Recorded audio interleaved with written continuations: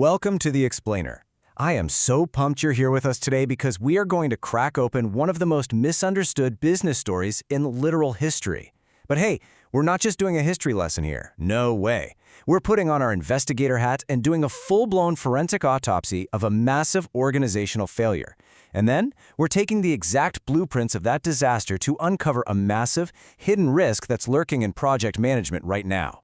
Okay, let's dive into this, because this right here is the central mystery we're going to solve together today. I mean, what actually happens when an organization has literally every structural advantage? We're talking the talent, the money, total market dominance, all the intellectual property, and they still manage to drive themselves right off a cliff. It is so easy to look back and just assume the folks in charge were blind or, foolish. But as we're about to see, this wasn't just some simple mistake or a momentary lapse in judgment. Actually, scratch that. It was way worse. It was a perfectly engineered disaster. To figure out exactly how this happened, we first need to tackle Section 1, the Great Kodak Myth. Now, what's really interesting about what we're looking at here is that if you ask almost anyone about Kodak, they're going to tell you the exact same cautionary tale, right? That they were this legacy incumbent that was simply too slow, too rigid, and totally blind to the transition from film to digital. But that conventional wisdom, it's fundamentally wrong. Take a look at the historical record here. Kodak didn't miss digital photography. They literally invented it. Back in December of 1975, a brilliant Kodak electrical engineer named Steve Sasson built the world's very first working digital camera right inside a Kodak research lab. He actually used a Fairchild CCD image sensor and recorded a 100 by 100 pixel image onto a standard cassette tape. They were absolutely the pioneers. So Sasson enthusiastically shows off this prototype to Kodak management that exact same month. And the response? Famously documented by the New York Times, as you can see cited here. That's cute, but don't tell anyone about it. I mean, it's almost comical, isn't it? Just imagine trying to secretly hide an 8-pound toaster-sized box that quite literally represents the entire future of human photography. But I really want you to feel the weight of that response. This wasn't just some offhand comment. This was a deliberate, institutional decision. They recognized the tech, they completely understood it could threaten their incredibly lucrative film margins, and they actively chose to suppress it. Which brings us to Section 2, the forensic evidence record. Let's open the dossier, shall we? So how deep does this really go? Look at this timeline. These are pulled straight from corporate records and patent filings. They built a prototype in 1975. They filed the core patent for the electronic still camera in 1977. By the 1990s, they are actually out there launching consumer digital cameras. In fact, get this, they eventually ranked 5th globally in digital camera sales. They were actively in the game. They saw this entire technological S-curve coming with pinpoint precision, decades before they ultimately filed for bankruptcy in 2012. I mean, they had unimaginable lead time. And they didn't just see it coming technically, they had it completely mapped out commercially too. Back in the 1980s, Kodak's internal market intelligence team, led by Vince Baraba, as detailed in his 2011 book cited right here, conducted these incredibly rigorous studies. And they nailed it.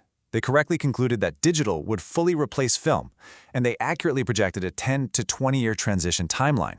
But here is the wild paradox. Instead of using this brilliantly accurate forecast to create urgency, to pivot the company, executives used that 10-year timeline to justify patience. They basically looked at the data and thought, awesome, we've got a solid decade left to just keep milking our current profits.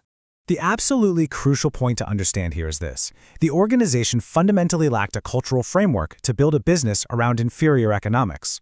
Think about it. Film was a beautiful, beautiful business model. You sell the roll, you sell the development chemicals, you sell the photo paper. It's this constant, high-margin, recurring revenue machine.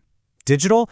Well, that's just a one-time device sale with permanently inferior margins. So even though they knew for a fact that digital was the inevitable future, their internal systems literally could not compute replacing their massive cash cow with a less profitable alternative. I really want to let this number sink in for a second. $525 million. According to the 2012 bankruptcy filings, that is all it took for Apple, Google, and Adobe to buy up Kodak's foundational portfolio of 1,100 digital imaging patents. Just think about that.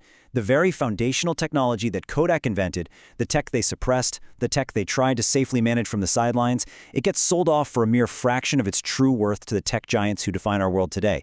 It is just a stunning, tragic irony.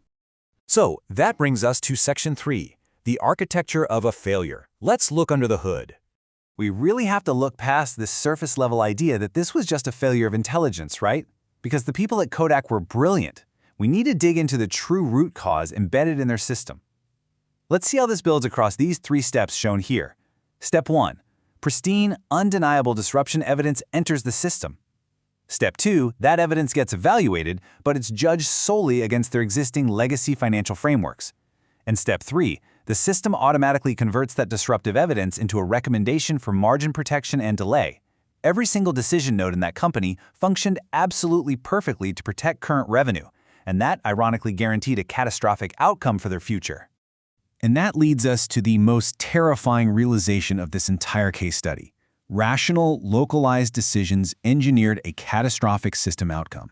There were absolutely no rogue actors here. Nobody was being stupid. It was simply an organizational architecture that was completely, totally incapable of routing disruptive evidence toward a disruptive response. They were basically optimizing perfectly for the present while the future was quite literally burning down around them. All right, sharp pivot. Section 4, the modern AI parallel. We are bringing this right into 2026. This historical autopsy, it's exactly what we need to understand our current reality in digital transformation and project management. Because today's PM teams are repeating Kodak's 1980s behavior flawlessly, and this brilliantly illustrates exactly how. Over on the generation side, organizations are pouring massive, heavy investment into AI tools that generate really fast output. We're talking automated risk registers, instant status reports, document summarization. And it feels great, right? Because it looks like high-margin progress. But then look at the verification side. Structural risks like hallucinations and data integrity, they are being completely ignored, delayed, or just brushed off as some future problem we'll solve later. Now, if you're sitting there thinking, well, we don't really have the disruption evidence yet, I need you to look at the data we've got right here. Let's rapid fire this. EY's 2025 survey. It shows 47% of executives are already making major business decisions based on hallucinated AI output. 47%. Data from Seeker in July 2026 reveals that organizations are bleeding $14,200 per employee every single year just on ad hoc manual verification costs. And Fenner's 2026 annual report has literally mandated hallucination governance. Guys, we have all the forensic evidence we need about AI risks right now. The disruption is fully, perfectly documented. So where do we go from here? Section 5, your project management mandate. We've seen the evidence. We've traced the historical parallel. So now, the responsibility shifts directly to you as leaders and project managers. Honestly, how many times have you heard this exact phrase in your own meetings? You know, the current approach is working well enough for now. We've got time before it becomes a real problem. That right there is the modern justification for delay, and it is a carbon copy of Kodak's 1980s strategy. Using a perceived timeline as an excuse to kick the can down the road is exactly what leaves teams totally without the infrastructure they need when these AI risks inevitably scale up. Listen, if you don't build the verification infrastructure right now, while the cost is still relatively low, you are going to get absolutely crushed by it later. So I'm going to leave you with this final critical thought. The question is no longer whether the evidence of AI disruption and risk is available to us. We just proved, beyond a shadow of a doubt, that it is. The real question you need to be asking is who in your organization has the actual mandate to act on it? Who is going to step up and break this architecture of failure before it costs you a decade of progress? Don't let your team become the next forensic case study. Thank you so much for joining me for this explainer. I really highly encourage you to take this exact question back to your leadership teams tomorrow morning.